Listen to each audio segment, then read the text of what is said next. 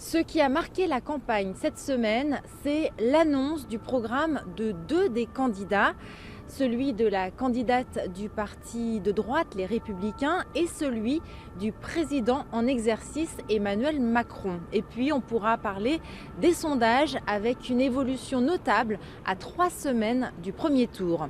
La candidate de la droite, Valérie Pécresse, a présenté son programme lundi 14 mars lors d'une conférence de presse. Il s'agit, selon la candidate, d'un projet de reconstruction de la France qui s'articule autour de 4 engagements sur la puissance du pays, l'autorité, la prospérité durable et le pacte social.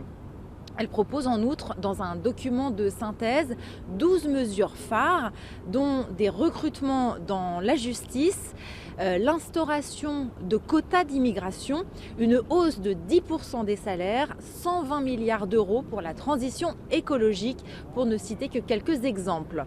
Et puis, jeudi, Emmanuel Macron a lui aussi dévoilé son programme pour la présidentielle au cours d'une présentation qui a duré plus de 4 heures. Un programme qui s'inscrit dans la continuité sans rupture majeure. L'idée centrale est de poursuivre les chantiers mis en œuvre durant le premier mandat et d'aller plus loin avec des mesures comme la retraite à 65 ans ou encore le conditionnement du versement du RSA à 15 jours de travail par mois.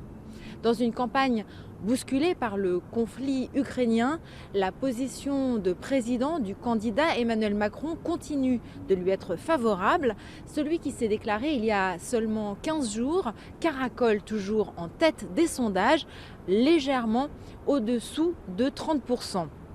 Si l'avance d'Emmanuel Macron ne se dément pas, on constate en revanche une évolution dans l'ordre des candidats suivants. Marine Le Pen du parti d'extrême droite, le Rassemblement national, reste en deuxième position, mais elle est maintenant talonnée par le représentant du parti de la gauche radicale, la France insoumise, Jean-Luc Mélenchon, tandis qu'Éric Zemmour, autre candidat d'extrême droite, est rétrogradé en 4e position. Parmi les derniers, le parti écologiste est toujours à 5%, tandis que le parti socialiste se maintient au niveau des 2% d'intention de vote, une véritable débandade pour un parti qui était au pouvoir jusqu'en 2017. 5 ans après le second tour qui avait opposé Emmanuel Macron et Marine Le Pen, l'histoire pourrait se répéter.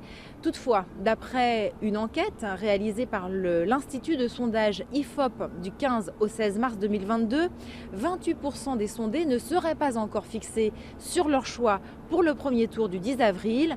Les dés ne sont donc peut-être pas encore jetés.